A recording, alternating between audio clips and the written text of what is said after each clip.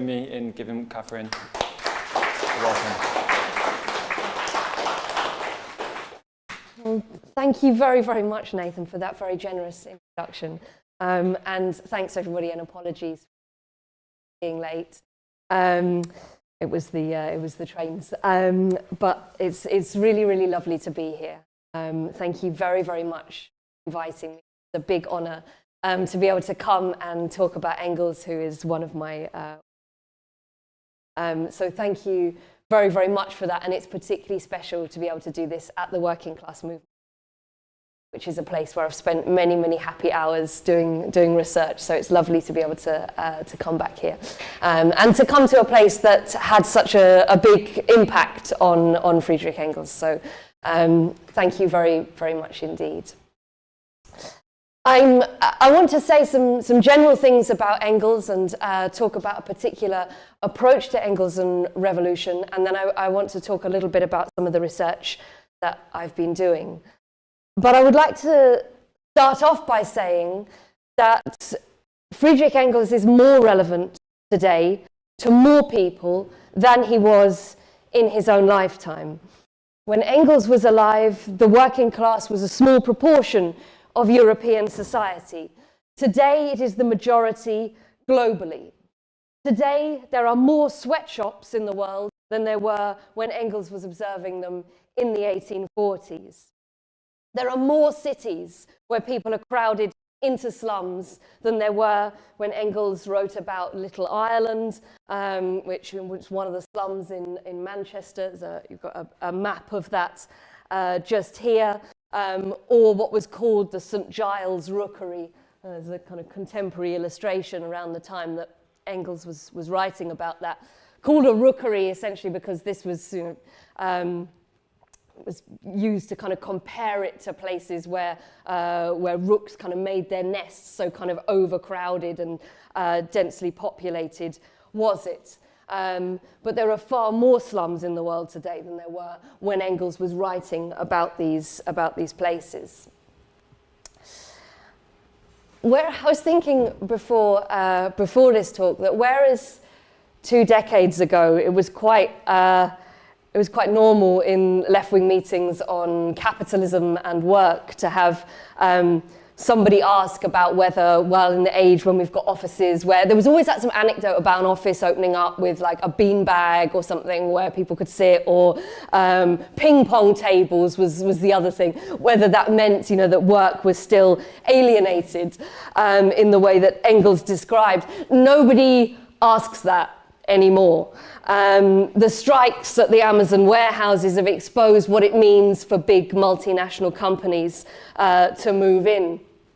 Just earlier this year, with reference to the strikes, the Guardian newspaper quoted somebody who worked in the distribution centres at Amazon saying that workers there needed to be, and I quote, fit enough to get through the pain barriers.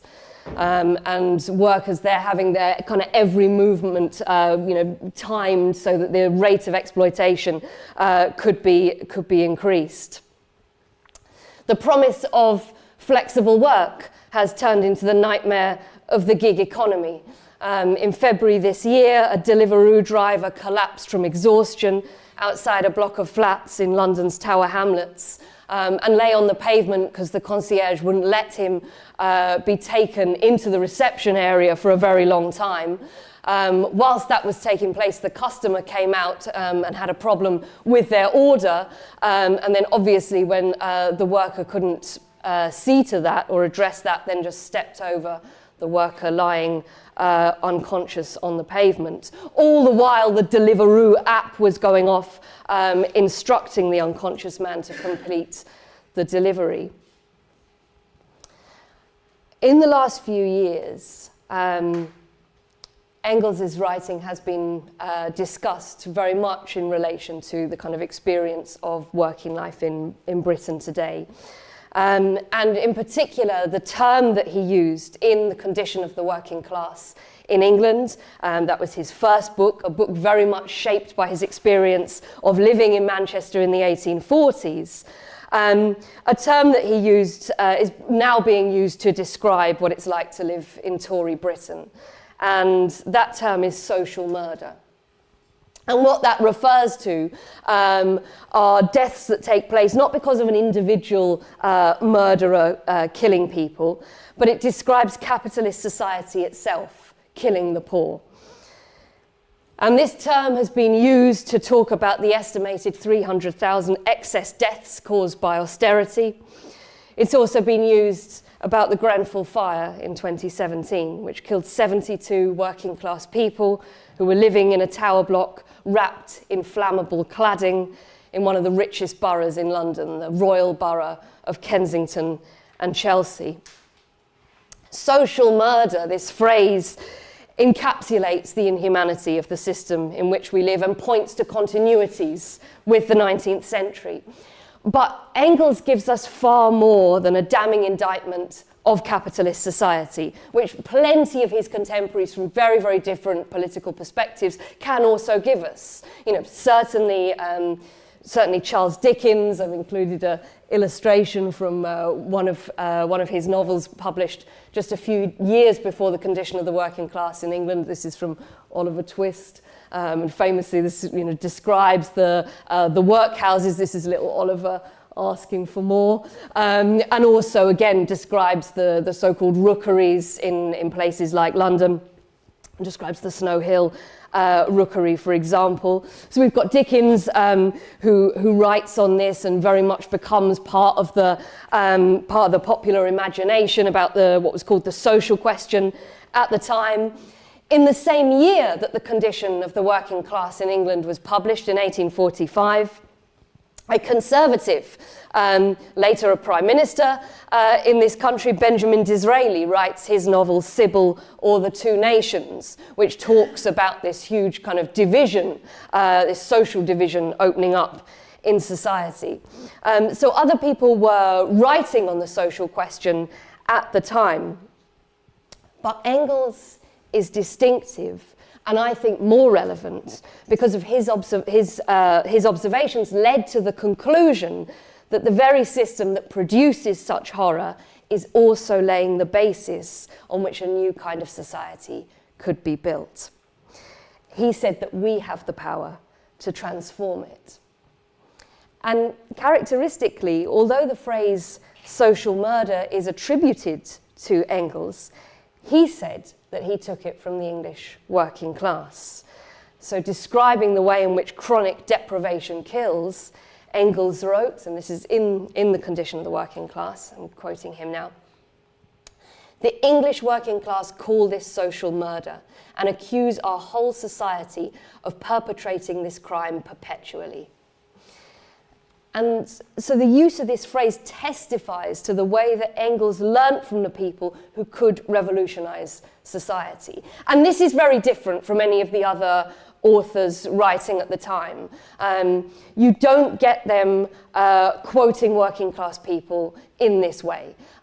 Certainly later on in the century, you get Henry Mayhew, giving these supposedly verbatim accounts from working class people. But these were quoted to show how little education people had, or how naive they were, or something like that, to sort of give a flavour of these strange working class people. This is different to what Engels is doing. Engels is quoting the analysis of working class people and showing that their analysis of capitalist society is correct, and that I think is very different.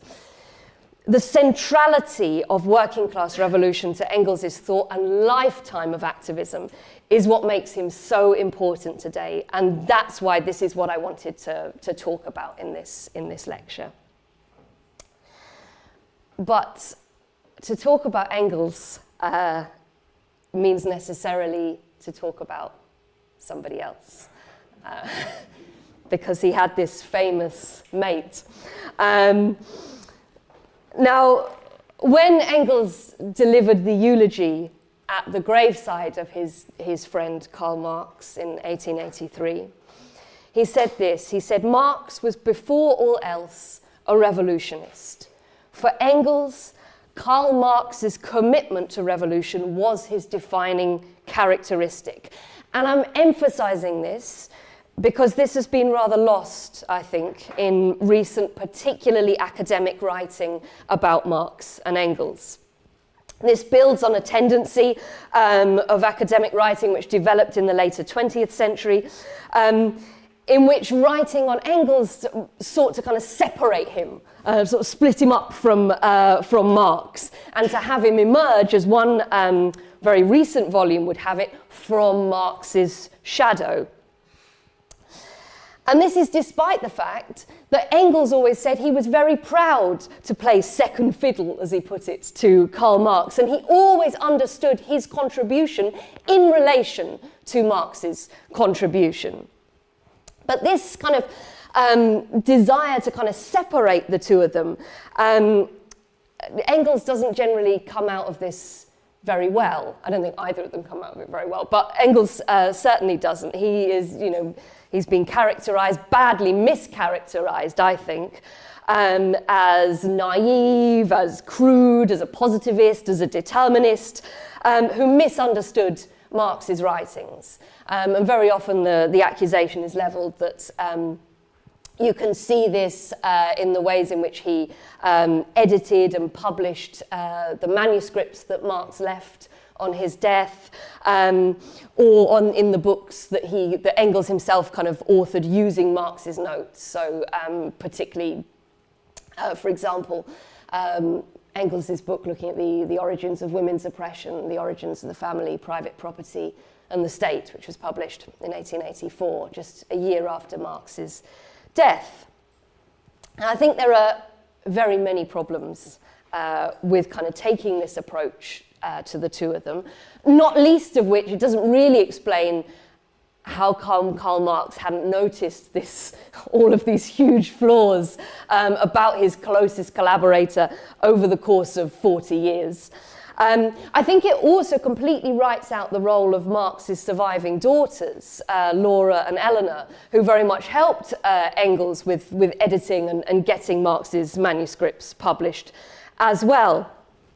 But leaving that aside, I think that separating Engels off as the kind of crude, deterministic interpreter of Marx allows for a contrasting portrayal of Marx, who can then be discussed simply as a sort of philosopher in the tradition of the 18th century, with a kind of limited amount to say about the 19th century, the implication being that he doesn't have anything to say to us today.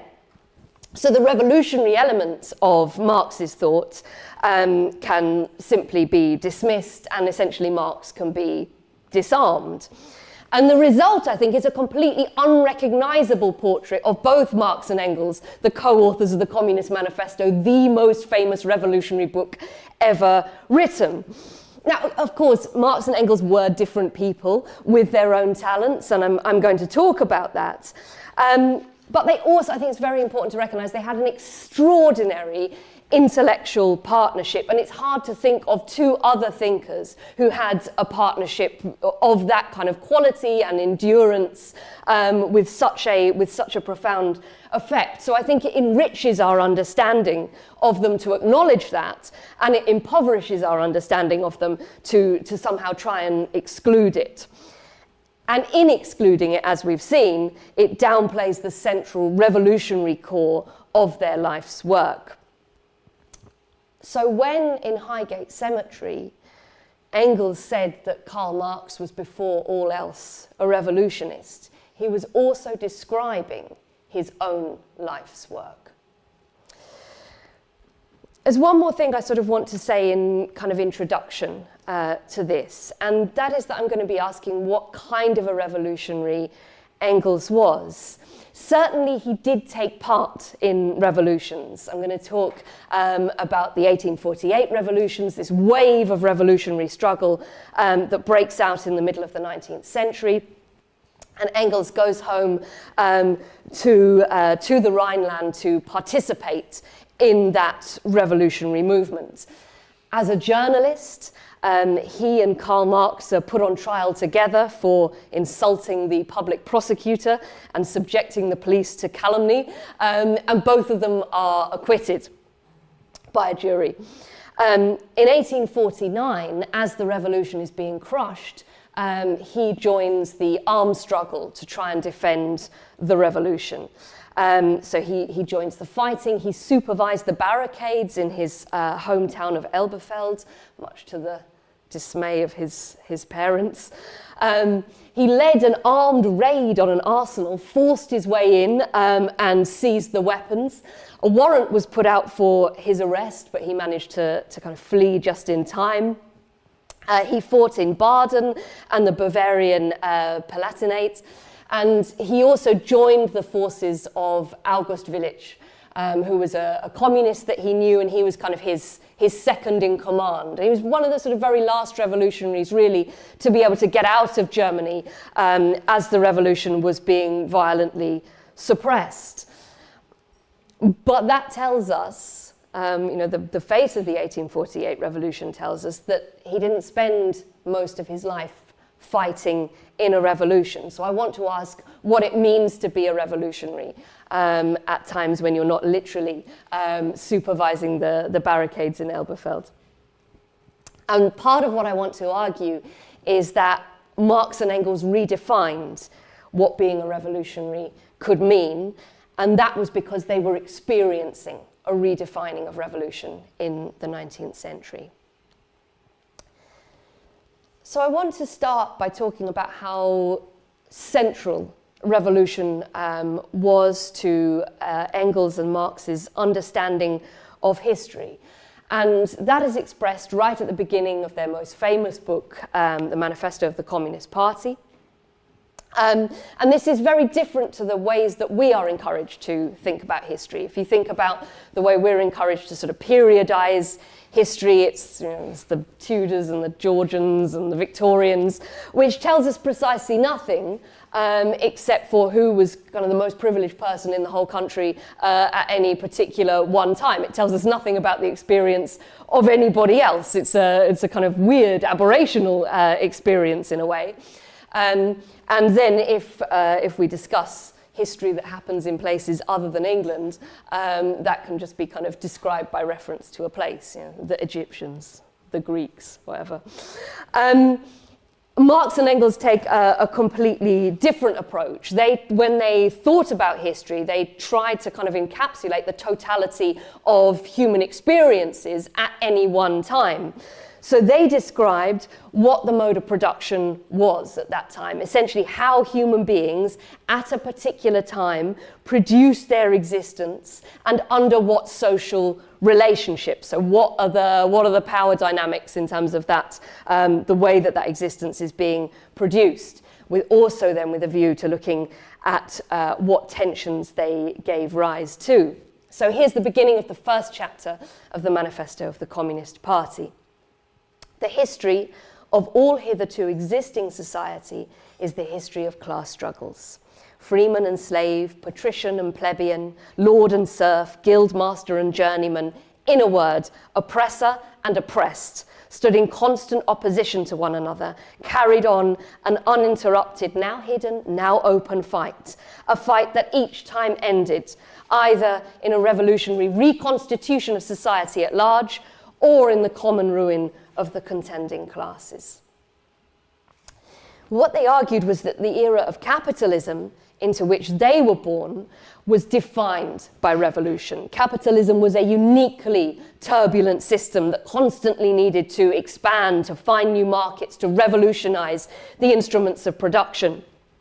It had to, when it was sort of being born, it had to break through the fetters of feudal society, which is, I suppose, most dramatically realized in the French Revolution of 1789. Engels was born on the 28th of November, 1820, into a world that was shaped by those revolutions, both the ongoing industrial revolution and the memory of the French Revolution 30 years earlier. And the situation into which Engels was born meant that he was, in fact, perfectly placed to reap the benefits of capitalist society. His father worked in manufacture, manufacturing cotton thread. And he sent his son, as I'm sure you know, to go and represent him in the section of the firm that his family co-owned, Ehrman and Engels. at the heart of the cotton manufacturing industry in the northwest of this country, the factory being in Weast, and the office in the city of Manchester. But although Tristram Hunt, in his 2009 biography and other sort of popular humorous representations of Engels play much on the sort of frock-coated communist, Marxist mill owner, sort of play on these contradictions of his life, he wasn't dazzled by the bourgeoisie, by capitalist life. In fact, this is how he described them. "I have never seen a class so deeply demoralized, so incurably debased by selfishness, so corroded within, so incapable of progress as the English bourgeoisie. And I mean by this especially the bourgeoisie proper, particularly the liberal, corn law repealing bourgeoisie." Obviously, the stronghold of the liberal corn law repealing bourgeoisie was Manchester. And obviously, later the Free Trade Hall is built as their sort of monument to themselves.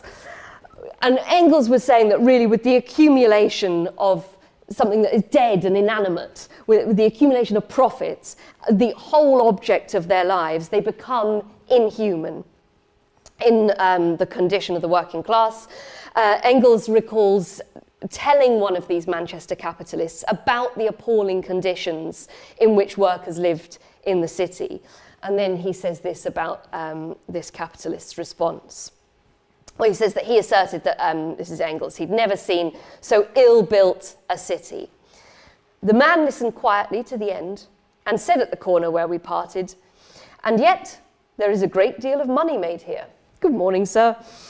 So these were not two disconnected nations. For all the attempts to try to hide the poor in the back streets and the squalid courts with the railway lines arranged so that the bourgeoisie never had to be kind of offended by looking at poor people, they were in reality inextricably connected. Workers' labour was the source of bourgeois wealth. The same process that enriched the capitalist impoverished the worker. And this was a revolutionising of bourgeois political economy, with its pious claims that the capitalist wealth came from their sobriety and their prudence and their abstemiousness and so on and so forth.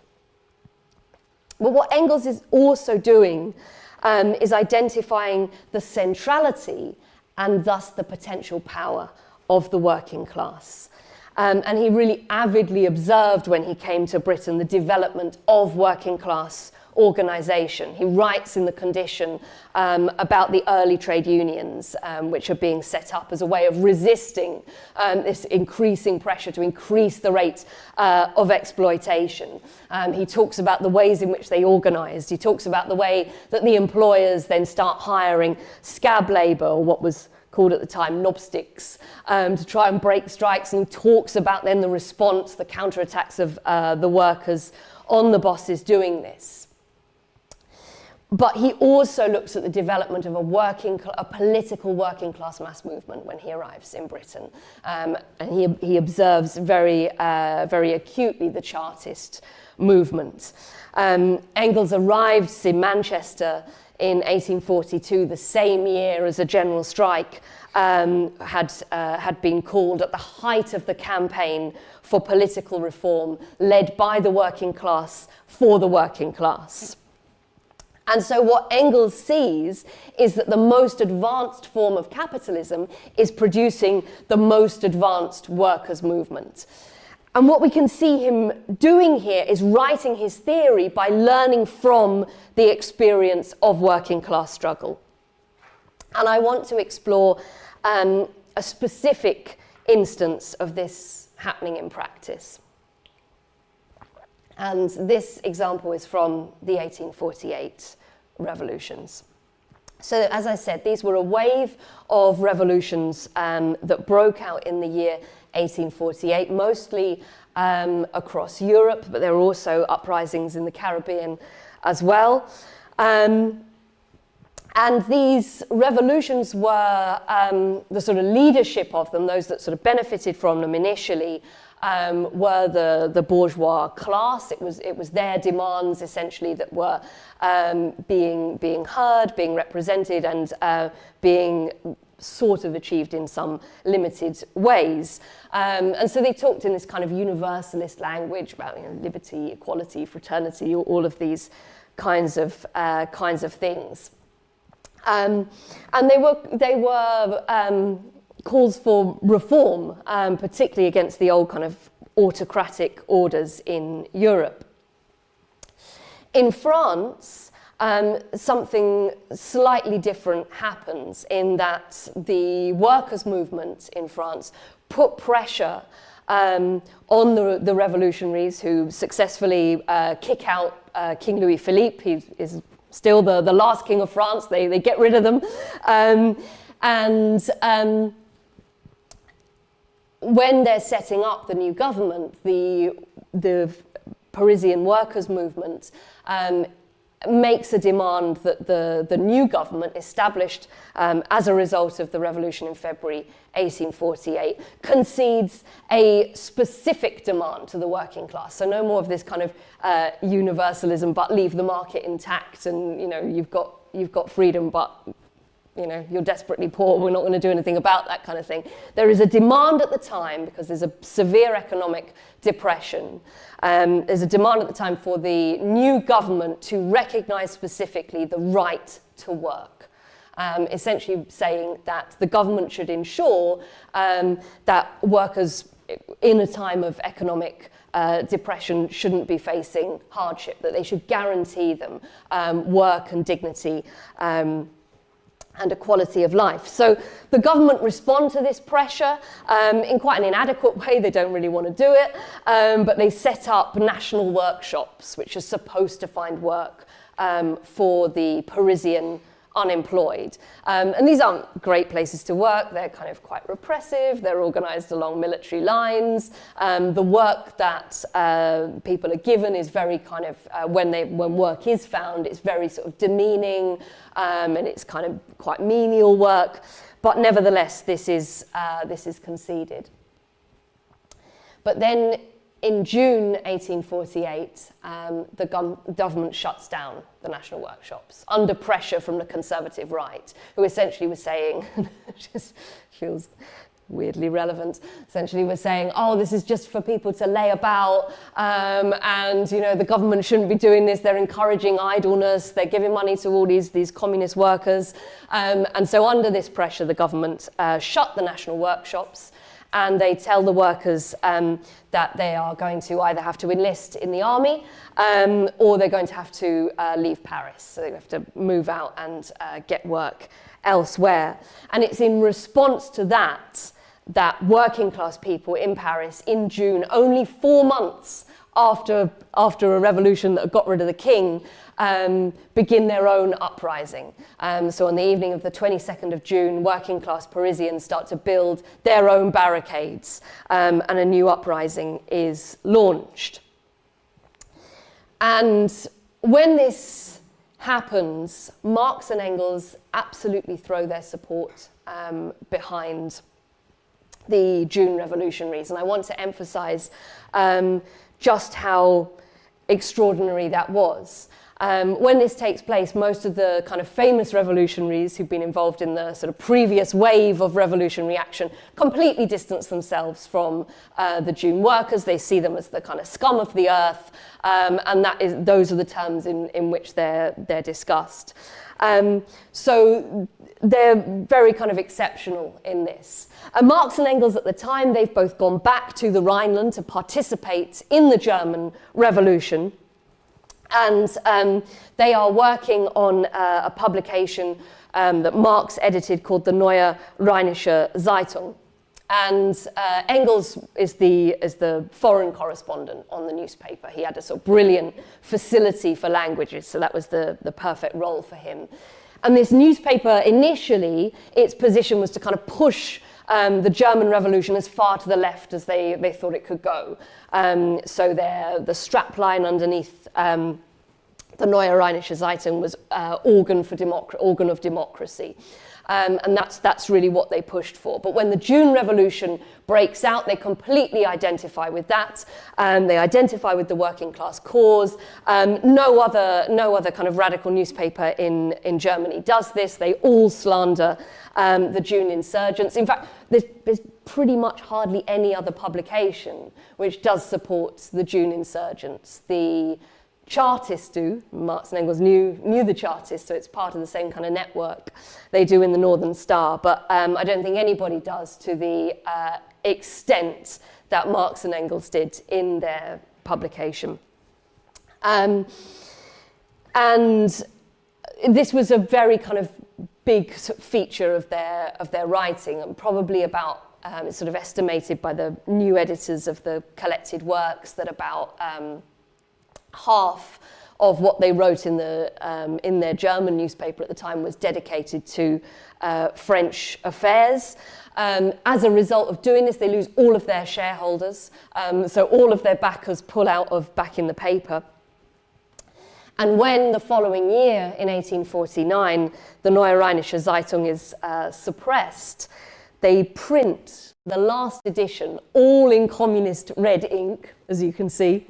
And they state in that communist red ink that the June uprising was the essence of our paper. So they completely identify with it. Now, Marx wrote one very famous article at the time on the June uprising, the June Revolution. But of the two of them, it was Engels, because he was the foreign correspondent, who wrote the long articles about what was happening in Paris. And they are wonderful pieces of writing. They are really, really vivid descriptions of what a revolution is like. You get these panoramic views of the city that he gives as he explores the movement of the troops, but you also get these kind of vignettes, these moments, exchanges over a barricade. He talks about how those barricades were made. He speculates about what the insurgent strategy might have been. He was lots of you will know, he was very interested in revolutionary warfare and those kind of things. He describes the courage of the insurgents, but also the brutality of the repression. Now, very little has been written about these articles, but some commentators have had some fun with it. So, to quote just from Hunt again, this is him writing about Engels writing about Paris. Infuriatingly, as the revolution rekindled itself, Engels was stuck in Cologne. However, such geographical difficulties were not going to interfere with his breathless reports on events in Paris for the Neue Rheinische Zeitung, as if the bullets were whizzing past him. And I suppose the implication here is that because he wasn't an eyewitness, because Engels wasn't an eyewitness to the struggle, that perhaps he got a little bit carried away. In fact, Engels was very precise in his articles about where he was getting his information from. It's important to remember, Marx and Engels thought this was the most important event that takes place in the 1848 revolution. So they're very careful about how they describe it. In a sort of early report titled News from Paris, this is what they said. Letters from Paris have again failed to arrive. The Paris newspapers which came today are those of the 23rd, and in the regular course of the postal service, they should have arrived already yesterday evening. In these circumstances, the only sources at our disposal are the confused and contradictory reports of Belgian newspapers, which are obviously hostile, and our own knowledge of Paris. So there's a real kind of accountability here, I think, to the audience, the readership of the Neue Rheinische Zeitung. They're literally saying, this is how we're trying to understand the events. They deconstruct the hostile reports from other newspapers. I'm going to talk a bit more about Engels' knowledge of Paris a bit later. And then they also talk about waiting for letters from their correspondents who were based in the city. And when they got new information coming from people, they corrected the record and they told their readers, we had this wrong yesterday, but now we've received new information. So it's an incredible, that's quite an important thing to say here, I think. And we can tell this much by reading the collected works, the articles in the Marx-Engels collected works, which are necessarily separated off from the rest of the content of the Neue Rheinische Zeitung publication. But if we read them in context, a far more exciting picture emerges, because then we can see the letters from the correspondence in Paris, which Marx and Engels are referring to, particularly Engels. So the correspondents in Paris are Sebastian Seiler, I don't have images of them, but this is an image of the June uprising, by the way. This is one of the earliest photographs ever taken, and it's a photograph of the barricades in Paris in June. It's quite extraordinary. So writing on this are Sebastian Seiler, who is a stenographer in the French National Assembly, and he's sending back the verbatim reports of the debates taking place there. And also a man called Hermann Everbeck. Everbeck was a translator, and he was also a doctor who was living in Paris, and he was a friend of Engels. They'd organised together at times when Engels had been based in Paris. And he reported on the events on the ground.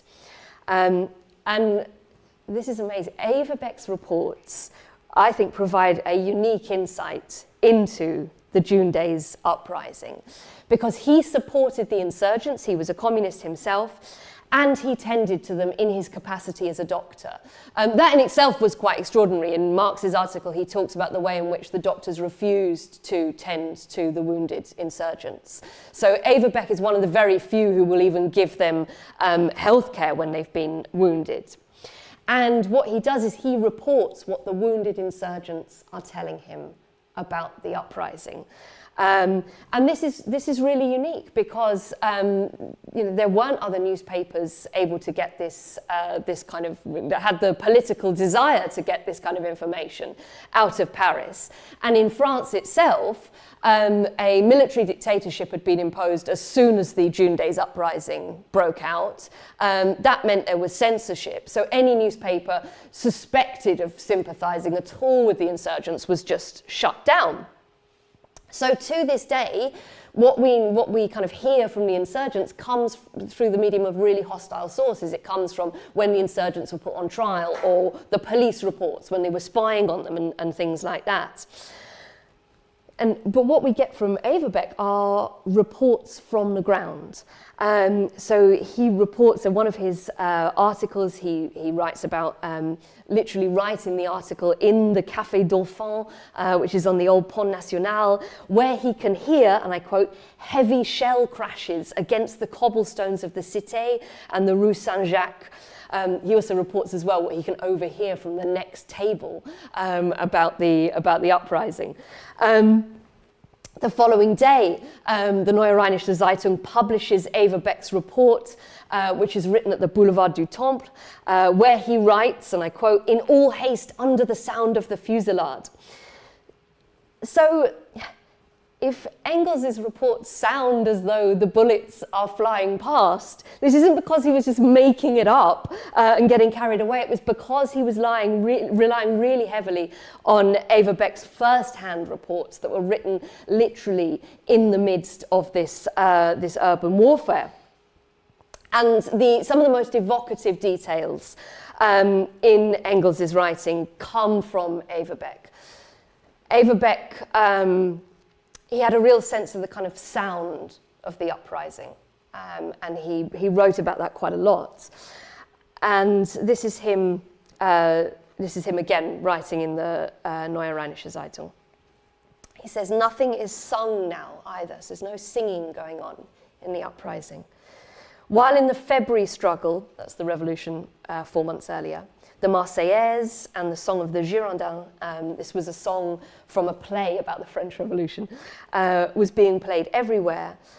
He said that this isn't happening now. And then he's got this phrase, "You choke in silence and with wild rage." The next day, the Neue Rheinische Zeitung publishes this by Engels. The people are not standing on the barricades, as in February, singing "Mourir pour la patrie," die for your country, and that's a line from the Song of the Girondins. The workers of June 23rd are fighting for their existence, and the fatherland has lost all meaning for them. The Marseillaise and all memories of the Great Revolution, by which he means 1789, the big French Revolution, have disappeared. The people, as well as the bourgeoisie, sense that the revolution which they are experiencing will be more significant than that of 1789 or 1793.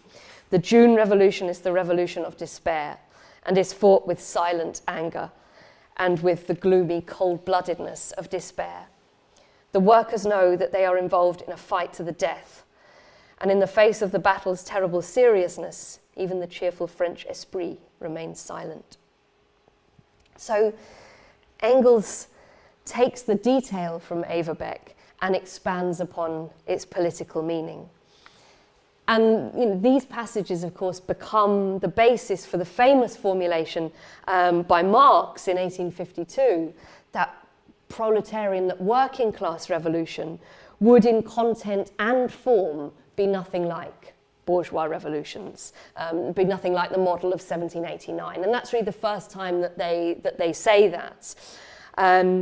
He says that it wouldn't be derivative in the way that bourgeois revolutions were. So when they were looking at February, they were seeing all the kind of symbols of the previous French Revolution being kind of recycled, the Marseillaise and the tricolour and all this, and talk of fraternity, equality, all of these things. They say a working class revolution won't have use for those old symbols because what they are doing is creating a departure in class struggle to form a new kind of society. Marx obviously puts it better. He says the social revolution of the 19th century cannot take its poetry from the past, but only from the future. And they learnt that from the Paris workers in June 1848. The June uprising was brutally crushed. Thousands of people were slaughtered, and there was a collective punishment of working class communities. Essentially, the army is brought in and they just shell working class communities. There was a kind of a scale of revenge, really, that wasn't surpassed until the revenge after the Paris Commune of 1871. And Marx and Engels see the June uprising as a turning point, because for them what it showed was that the bourgeoisie, those that have been in the leadership of the kind of first wave of revolutions, showed that they were more afraid of a militant working class than they were of the old order. After June 1848, the gains of that sort of first wave of the revolution were destroyed, as the authoritarian forces that had been in power were just able constantly to conjure up a spectre, a red spectre of June 1848, essentially to kind of spook the bourgeoisie out of those limited reforms that they've been arguing for. And this is a caricature from the time, which describes exactly that. It's a drawing from France, and what we've got here is this kind of what's it called, like a phantasmagoria type thing, a sort of street show. And what's happening here is that this is Romieux and this is Véron, and these were two reactionaries. Romieux had written in 1851 a book literally titled The Red Spectre, in which he was arguing for a dictatorship to put down the rebellious working class. And what we've got here is what republicanism really is. So we've got this kind of very dignified sort of Republican Marianne type figure representing the coming year. But what these charlatans have kind of replaced it with is this communist, baby-eating, wicked woman with her Phrygian bonnet on and is all kind of wild. And this is spooking the bourgeoisie. So this kind of really describes, I think, what the point that Marx and Engels make about what happens after June 1848. And in France, this does end in a dictatorship. It culminates in the seizure of state power by Louis Napoleon Bonaparte, nephew of the more famous Napoleon. A day after Louis Napoleon Bonaparte seizes power in that coup, Engels writes to Marx. And he writes this: "It really seems as though old Hegel, in the guise of the world spirit, were directing history from the grave, and with the greatest conscientiousness, causing everything to be reenacted twice over, once as grand tragedy, and the second time as rotten farce. Cossidière for Danton, El Blanc for Robespierre, Barthélemy for Saint-Just, Flocon for Carnot, and the Mooncalf," that's Louis Napoleon Bonaparte, "together with the first available dozen debt-encumbered lieutenants for the little corporal," that's Napoleon Bonaparte, "and his band of marshals. Thus, the 18th Brumaire," and that refers to the French calendar, the old French calendar, the old revolutionary calendar, and was the date of the first Napoleon's coup d'etat. Thus, the 18th Brumaire would already be upon us. And this, of course, is adapted by Marx more famously for the opening passage of his book on the degeneration of the 1848 revolution in France, which is titled The 18th Brumaire of Louis Bonaparte. I've given here the beginning of the 1852 version, which is closer to Engels's quote. "Hegel remarks somewhere that all facts and personages of great importance in world history occur, as it were, twice. He forgot to add, the first time as a great tragedy, the second as a shabby farce. Cossidière for Danton, Louis Blanc for Robespierre, the Montagne of 1848, to 1851 for the Montagne of 1793 to 1795. And the London Constable, that's also a reference to Louis Napoleon Bonaparte, who, when he was in exile for attempting previous coups, which failed, then joined the first police force in Britain. He joined the London police to put down the Chartists, so they had quite a lot of fun with that. So the London Constable with the first dozen indebted lieutenants that came along for the little corporal with his band of marshals. The 18th Brumaire of the idiot for the 18th Brumaire of the genius." So Marx and Engels really did finish each other's sentences. But the degeneration of the 1848 revolution sealed Marx and Engels' fate. They would live the rest of their lives in exile in Britain. Engels back at the hated family firm, which he did to fund Marx's revolutionary writing. They were living at the heart of the most capitalist country in Europe at a time when Chartism was in decline. So I want to ask, what did it mean to be a revolutionary without a revolution? We know that revolution was fundamental to their view of change. They had already rejected the idea of, rejected idealism, which was adopted by many contemporary German radicals, where the objective was just change in philosophical thought alone. Instead, Marx and Engels argued that actually achieving material change, revolutionary change, would revolutionize consciousness. This is kind of famously put by Marx in a manuscript later published as The German Ideology, which he wrote alongside Engels and others. And he talks about what it would take for the production, he says, of communist consciousness on a mass scale. And he says that necessary for that is an alteration which can only take place in a practical movement, a revolution. The revolution is necessary, therefore, not only because the ruling class cannot be overthrown in any other way, but also because the class overthrowing it can only in a revolution succeed in ridding itself of all the muck of ages and become fitted to found society anew. The act of revolution changes the way that we think. But they had also rejected the approach that they described as utopianism, the idea that the role of a revolutionary is to lay out a plan or blueprint for what a future society would look like post-revolution. And Engels, in his pamphlet Socialism, Utopian and Scientific, published in 1880, in which mostly pays tribute to the utopian socialists. He kind of refuses to be sort of scornful about them. He talks mostly about the insights that they made and their role as pioneers, but he says that their approach was ahistorical. They just had this idea that you had to wait for like the right person to come along at the right time with the right plan, and there was quite a sort of messianic quality to quite a lot of the contemporary revolutionaries that Marx and Engels debated with, people like Wilhelm Weitling and people like that. And because it was a sort of ahistorical approach, like this person can emerge at any time, this meant that it wasn't seen as arising from capitalist society itself. So there wasn't an emphasis on working class revolution as the means to achieve this kind of change. So they tended to talk about representing all of humanity and not really talking about working class revolution.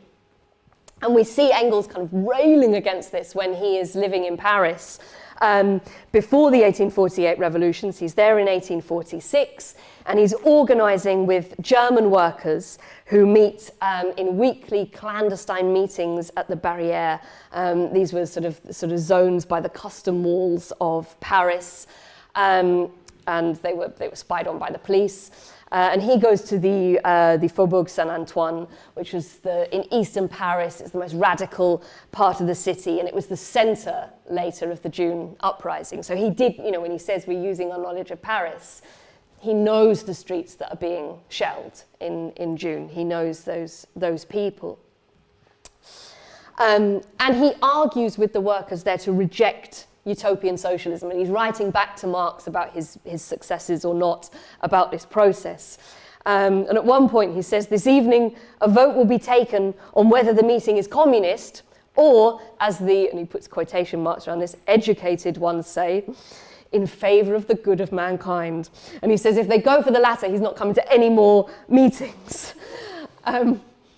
And what we see here is Engels rejecting this top-down model of organising, which really lent itself to the conspiratorial. They hated organising in secret. They were always in favour, if possible, of organising openly. And after the 1848 revolutions are crushed, there are many radicals and revolutionaries who do turn to ideas of assassination or terrorism as a kind of response to the crisis in which they find themselves. And they are sharply criticised by Engels and Marx for doing that. So for Marx and Engels, being a revolutionary wasn't about redesigning life after the revolution, or to kind of artificially initiate the revolution by throwing the first bomb or something like that. In part, being a revolutionary was about taking theory seriously, and that was theory learnt from real working class struggle in order to strengthen the struggles of the future. So it was therefore predicated on participation in struggle, engaging with the present contradictions and the struggles arising from them. And that's what they did after 1848. They got involved at any moment when it looked like there was a resurgence of resistance. They get involved in the refugee organisations. They're both obviously hugely involved in the setting up of the International Working Men's Association in 1864, with this idea of linking up workers across national boundaries. They followed the struggle, they followed the Civil War in the United States and the struggle against slavery, the struggle for Polish independence, and then of course later the Paris Commune.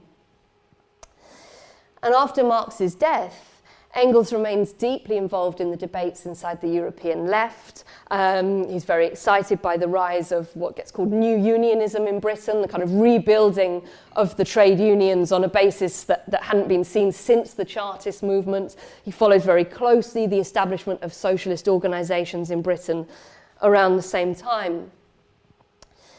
And what Engels understood was that what was essential about Marxism was that it was a living revolutionary theory that combined theory and practice.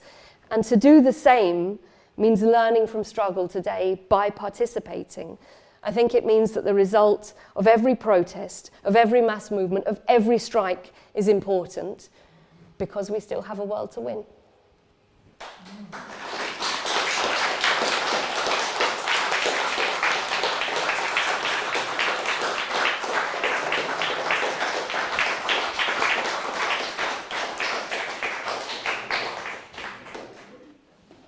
Thank you, Catherine. That was absolutely fantastic. Do we have any questions from the audience? Here we go. Nice one, Chad. Hang on. It's all right. So my question is about Manchester, because I want to argue that we wouldn't have Marxism without Manchester and Chartism in Manchester, because, my memory, and this is a question to you, is of I think it's somewhere in the condition of the working class, but I can't remember for sure. Engels arrives, as you said, in December, and this is 4 months after the great strike of July of 1842, which is the first mass strike in history.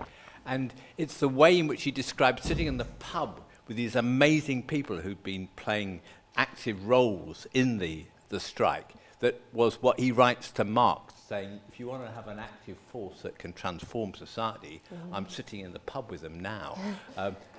Is that an oversimplification, is my question. Do you want me to kind of go back and forth, or I really don't mind, and obviously there's a lot of collective knowledge in this room, so I don't want to kind of steal all the answers as well, but Does anyone else have a question?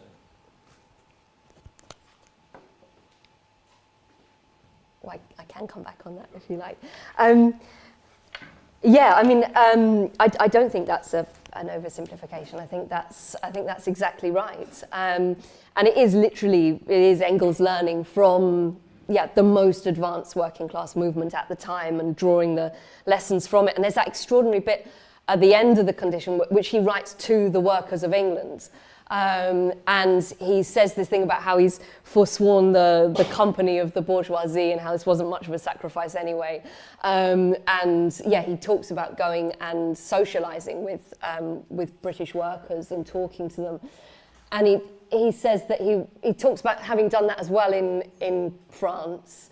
And he talks about how his English wasn't perfect. His English was really good. But he has this bit about how no working class person ever treated him as a foreigner as well, which is a really interesting thing to say. He says they don't share the kind of national chauvinism of the capitalist class. And there's this kind of real tribute to the intelligence of the working class and what they've achieved. And he says that his kind of studies have validated the analysis to some extent that they already have. And I think it's a lovely bit about what he really did to gather the research, which involved that kind of socializing and talking with workers. So I love that bit.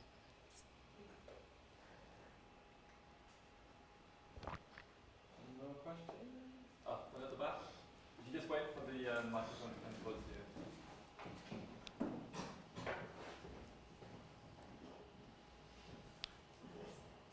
I was just wondering what part you felt Mary Burns played in as a research participant. I think a big one. I don't want to keep referring to Tristram Hunt's biography, but it's kept happening. I kind of resent the way in which they're continually described as the earthy Irish sisters. I don't know what qualifies them for being described in these terms. But I think she is really important. And, she is a working class Mancunian from an Irish background. We know that it was through the Burns sisters that Engels gets a lot of information about Ireland and really becomes interested in what's happening in Ireland. And again, I think it's just another kind of instance of the way in which he is learning from the working class people that he knows, that he meets, that he falls in love with. So yeah, I think she's enormously important.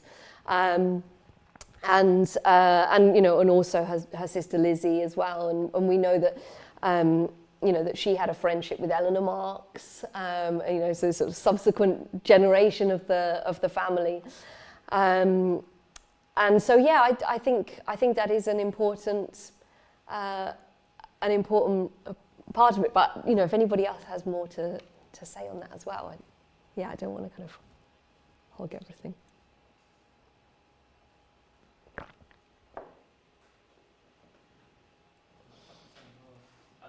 Any more questions or? Yeah, at the front.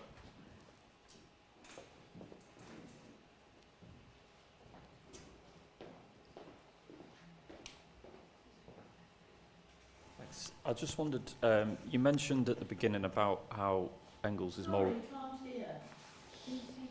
Yeah, you mentioned at the beginning how Engels is more relevant now than he ever was before, but what do you think of the appetite for revolution now compared to Engels' time? And you also mentioned the delivery driver. I hadn't heard that horrible story, but I know very recently, I think it was this week, there was a High Court ruling which meant that delivery drivers and people in a similar situation can't unionise. So I was just wondering about the appetite today compared to then. Yeah. I think that's a really important question, and I think the two things that you've talked about are related,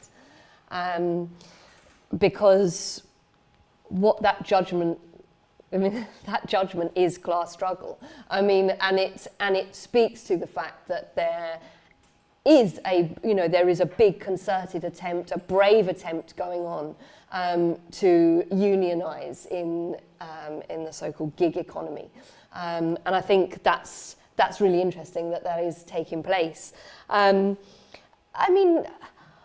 I think at the moment, most people have a basic understanding that this system isn't working, that it isn't working on any level, that it's not delivering. We can't afford, we talk about a cost of living crisis. People literally cannot afford to live. The fact that food banks are just systemic now, and are replacing, the welfare state in some ways. I think everybody can see that the system isn't working. I think there is a big appetite for resistance, and I think that's where it starts. I think there is a lot of popularity for revolutionary ideas. I think most people think that would have some kind of sympathy with that, and but I guess there's a tension. Whereby, we only know that we're kind of ready for revolution when it takes place, I think on the other hand, there's been a lot of, we have had decades of attacks on Marxist thought. I think there, is again a big effort to tell us that it is kind of irrelevant, and I think that's also a part of the struggle. So I think while there is a kind of broad consciousness that capitalism doesn't work for the majority, that's not who it's designed for, that it does exploit us. I think on the other hand, there are a lot of ideas that people maybe would have known more about in previous generations in the 1960s and stuff like that, which there's since then has been a concerted effort to repress. But I don't think that's lasting. You just look at what happened in the States even just a few years ago, that suddenly the ruling class had a bit of a crisis because people were using the word socialism again. And that was indicative of people looking for something that reflected, a way of thinking that reflected how they felt about the system. And I think that has kind of started to happen. So yeah, I think we're in exciting times, but I don't want to be sort of complacent. There is a struggle going on, I think. Is that how you feel about it? Why did you ask the question?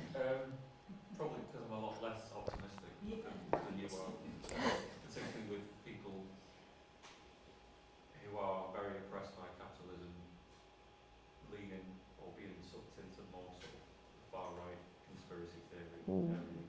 So. But I do take some comfort from what you said. Yeah, person at the back, just wait for the mic. Thank you.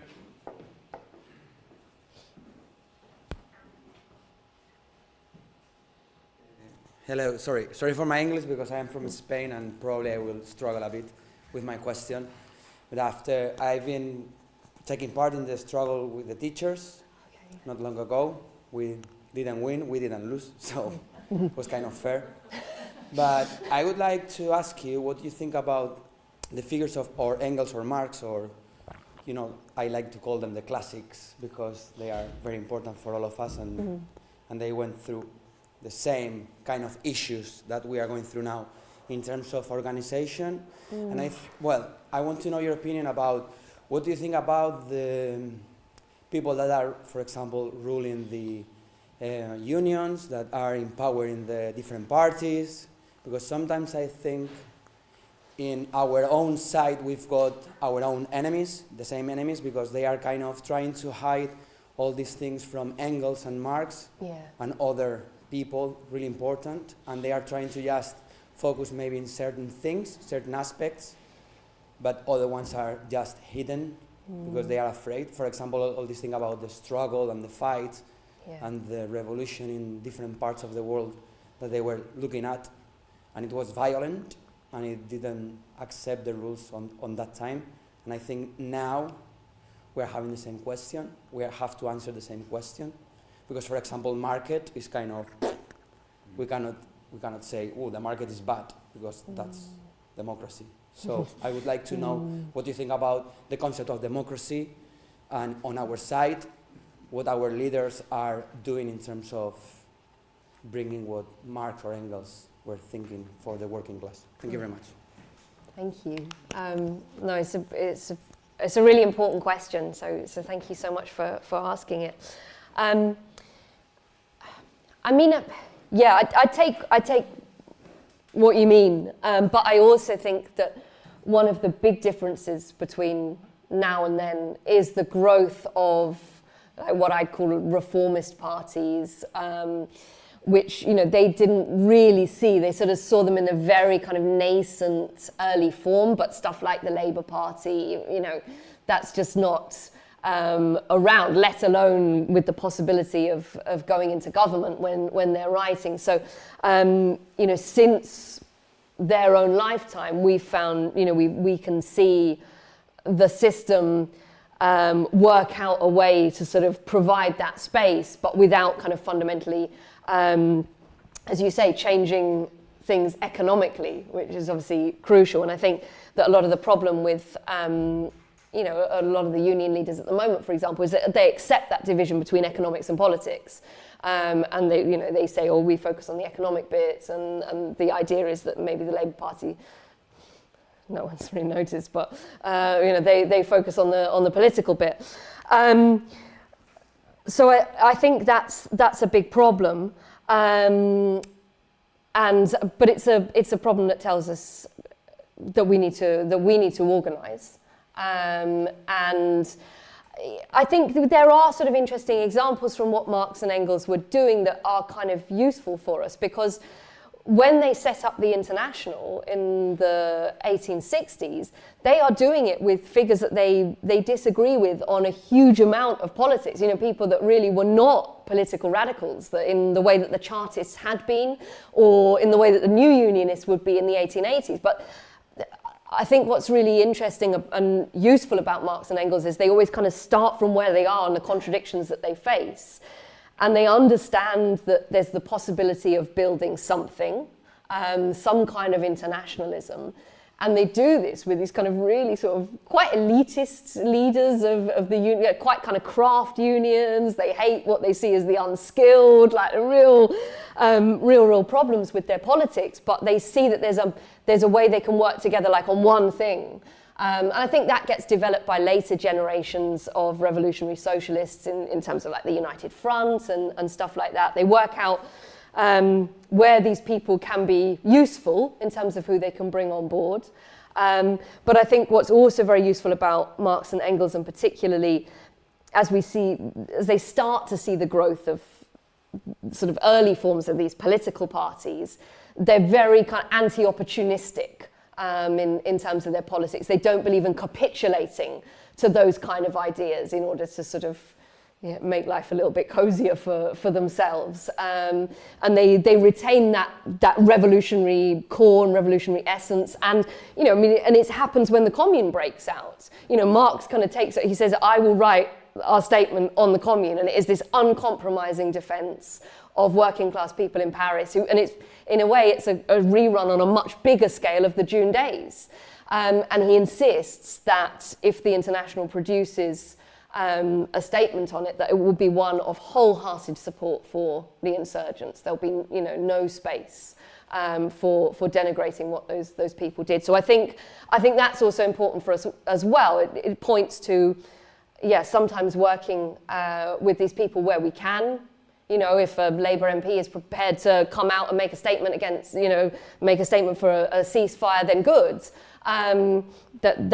We can work together on that, but it doesn't mean that we capitulate over everything else and that we don't organise, I think, separately, and that we don't try and fight for change as revolutionaries as well, if that makes sense.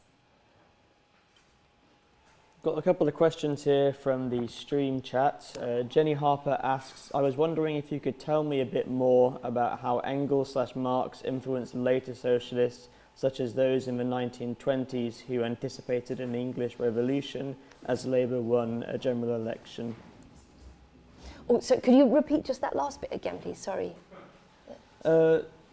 I was wondering if you could tell a bit more about how Engels and Marx influenced later socialists, such as those in the 1920s who anticipated an English revolution as Labour won a general election. Oh wow. I don't know a huge amount about how he influenced people in Britain in the 1920s with regard to that specific question. Of the general election. I'm not sure. Does anybody else want to kind of come in on this? I guess I'd say no one was expecting a revolution. No, because I've got a very loud voice. I mean, really, the Labour Party came into power as a result of the Tories and the Liberals not being able to form a coalition. So in that way, I mean, they didn't win the election. And I think that's important to remember. I don't know, I don't think anybody, most of all around St McDonald, was not expecting a revolution.